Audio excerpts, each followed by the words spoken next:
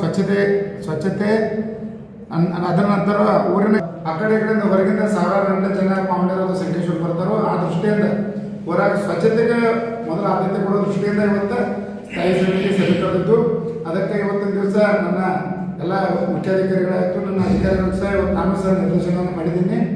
ಬರುವಂಥ ಫೆಬ್ರವರಿ ಜಾತ್ರೆ ಒಳಗೆ ಊರಾಗಿ ಎಲ್ಲ ಸ್ವಚ್ಛತೆ ಕಾರ್ಯಗಳಾಗಬೇಕು. ಜೊತೆಗೆ ಏನು ಶೌಚಾಲಯಗಳು ಸ್ವಲ್ಪ ಎಲ್ಲ ಮಾಡಿದ ದುರಸ್ತಿಗಳದಾವೆ ಅವನ್ನೆಲ್ಲ ಮಾಡಬೇಕು. ಅಂದರೆ ಸ್ವಚ್ಛತೆಗೆ ಮೊದಲು ಆದ್ಯತೆ ಕೊಡಬೇಕಂತ ಹೇಳಿ ಇವತ್ತಿನ ನಾನು ನಿರ್ದೇಶನ ಮಾಡಿದ್ದೀನಿ.